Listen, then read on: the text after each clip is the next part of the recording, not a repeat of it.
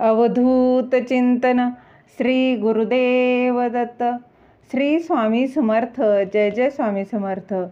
माझ्या स्वामी भक्ती चॅनलमध्ये सर्वांना नमस्कार. स्वामी महाराजांच्या कृपेने तुमच्या सर्व चांगल्या इच्छा पूर्ण होत ही स्वामी महाराजांच्या चरणी प्रार्थना करते आणि आजच्या या नवीन व्हिडिओला सुरुवात करते. आज आहे शुक्रवार आणि आज आहे ज्येष्ठ अमावस्या. अमावस्या म्हणजे काय तर बघा, ज्या दिवशी पृथ्वीवरून चंद्र दिसत नाही तर तिला अमावस्या म्हटलं जातं. तर ही अमावस्या दर महिन्यात येत असते आणि तिचे महत्त्व देखील हे वेगवेगळे असतं. अमावस्या म्हटलं तर बघा, आपण काही ना काही उपाय करत असतो, तोडगे करत असतो. त्याचप्रमाणे अमावस्या म्हटलं तर लक्ष्मी येण्याचा दिवस, लक्ष्मीच्या आगमनाचा हा दिवस असतो. या दिवशी लक्ष्मी घरात यावी व ती टिकून राहावी म्हणून आपण काही ना काही उपाय करत असतो. आपल्या हिंदू धर्मामध्ये अमावस्येला विशेष असे महत्त्व दिलं जातं. अमावस्या म्हटलं तर बघा, आपण दिवाळीला देखील लक्ष्मीपूजन हे अमावस्येच्या दिवशीच करत असतो. कारण अमावस्या ही कधीच वाईट नसते, ती लक्ष्मी येण्याचा हा दिवस असतो. त्याचप्रमाणे आपण घरातील बघा, आपल्या घरातील काही इडापिडा असेल, काही नकारात्मक शक्ती असेल, काही वाईट शक्ती जे असेल, नजरदोष, काही बाहेरील बाधा ज्या असतील तर त्या काढण्यासाठी हा दिवस अत्यंत महत्त्वाचा मानला जातो. या दिवशी आपण माता लक्ष्मीसोबतच श्रीहरी विष्णूंची पूजा देखील करत असतो.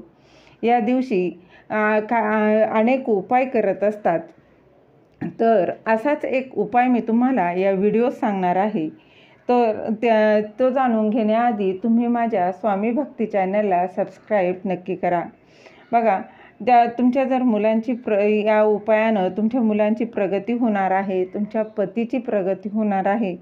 त्याचबरोबर घरातील इडापिडा, नजरदोष, काही बाधा असतील, नकारात्मक शक्ती आहे ती देखील याने पूर्णपणे नाहीशी होईल. घरात अखंड लक्ष्मी वास करेल असा हा उपाय आहे. उपाय अगदी साधा आणि सोपा असा हा उपाय आहे. अमावस्या म्हटलं तर आपण काही ना काही साधे सोपे असे उपाय करत असतो. बघा, कुठलेही उपाय, कुठलीही तोडगे करत असताना मनात श्रद्धा हवी, त्याचप्रमाणे विश्वास हवा. अगदी श्रद्धेने कुठलीही उपाय केले ना तर ते फलीस नक्कीच जातात. त्याचं फळ हे तात्काळ मिळत असतं. त्यामुळं कुठलाही उपाय करत असताना मनात पॉझिटिव्ह आपल्या विचार आला पाहिजे. तर हा उपाय बघा, तुम्हाला सायंकाळी दिवे लागणीच्या त्यावेळी करायचा आहे. कारण ही सायंकाळची जी वेळ आहे ना ती म्हणजे लक्ष्मी येण्याची वेळ असते. म्हणून याच वेळेत तुम्हाला हा उपाय करायचा आहे. म्हणजेच तुम्हाला सायंकाळी 6 नंतर तुम्ही हा कधीही उपाय करू शकता. तर बघा, अमावस्येच्या दिवशी घरातील नकारात्मक शक्ती, घरातील इडापिडा, नजरदोष असेल, पितृदोष असेल, बाहेरील बाधा ज्या असतील तर त्या दूर करण्यासाठी उपाय करत असतो आणि त्या उपायाने आपल्याला लवकर फळ देखील मिळत असतं. आणि घरामध्ये घरामध्ये भांडणं होतात, कटकटी होतात, वादविवाद होतात, तेव्हा अपशब्द बोलले जातात. चुकून आपण अपशब्द बोलत असतो आणि यामुळे घरामध्ये जे काही दोष आहे हे तयार होत असतात. म्हणजेच घरात नकारात्मकता असते. हे जे दोष तयार झाले की घरामध्ये अडचणी देखील तितक्याच तयार होत असतात. जसं की त्या घरामध्ये आजारपण येतं, आर्थिक अडचणी येतात, पैशासंबंधित नेहमी समस्या उद्भवतात. पैसा येतो किंवा पैसा आला तरी तो टिकत नाही. काही ना काही कारणाने तो खर्च होत असतो. सारखा दवाखाना पाठी लागलेला असतो. त्याचबरोबर पतीची प्रगती होत नाही, मुलांची देखील प्रगतीला अडथळे येतात. अशा अनेक समस्या असतात. त्यांना मुलांना कुठल्याही क्षेत्रात यश देखील येत नाही. अशा या समस्या, या नजरदोष म्हणा, इडापिडा ह्या काही घरात असतात. कुटुंबाची प्रगती याने होत नाही. त्याचबरोबर घरामध्ये लक्ष्मीची कृपा आपल्यावर राहत नाही. घरामध्ये लक्ष्मी स्थिर राहत नाही. त्यामुळे हा उपाय आपल्याला करायचा आहे. अगदी साधा आणि सोपा. अगदी श्रद्धेने हा उपाय करा, त्याचा नक्कीच तुम्हाला फळ मिळणार आहे. तर काय करायचं आहे बघा, हा उपाय तुम्ही अगदी दर अमावस्येला केला ना तरी अतिशय उत्तम.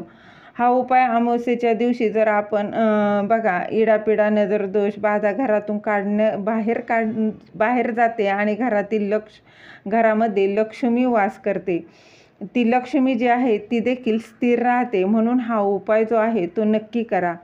उपाय करण्यासाठी आपल्याला बघा 7 कापराच्या वड्या घ्यायच्या आहेत आणि त्यासोबत 7 अखंड लवंगा घ्यायच्या आहे. आता लवंगा घेताना तुटल्या फुटलेल्या घ्यायच्या नाही. आणि त्यानंतर चिमूटभर तुम्हाला पिवळी मोहरी देखील घ्यायची आहे. आणि या 3 वस्तू तुम्ही एखाद्या मातीच्या भांड्यात दिव्यात घेऊ शकता किंवा कापूर जाळायचं जर तुमच्याकडं भांडं असेल तर त्यामध्ये या 3 वस्तू एकत्र घ्यायच्या आहेत.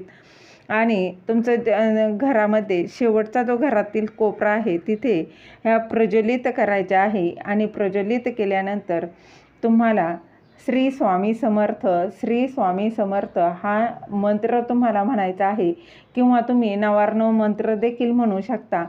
आणि हा प्रज्वलित केलेलं जे आहे ते संपूर्ण घरामध्ये तुम्हाला फिरवायचं आहे. आणि फिरवताना तुमच्या बघा मुख्य दरवाजा आणि खिडक्या घरातल्या उघड्या करायच्या आहेत. फिरवत असताना मात्र श्री स्वामी समर्थ, श्री स्वामी समर्थ या मंत्राचा जप करायचा आहे. आणि हे संपूर्ण घरामध्ये, टॉयलेट आणि बाथरूम सोडून संपूर्ण घरामध्ये हे फिरवायचं आहे.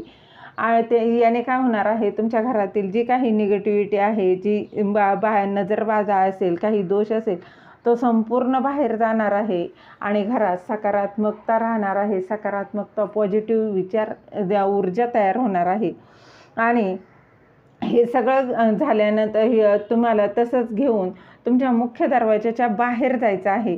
मग तुम्ही बघा उंबरठ्यावर, अगदी उंबरठ्याच्या मधोमध ठेवलं तरी चालणार आहे किंवा उंबरठ्याच्या बाहेर, म्हणजेच काय आपण रांगोळी काढतो तिथे तुम्ही हे ठेवायचं आहे.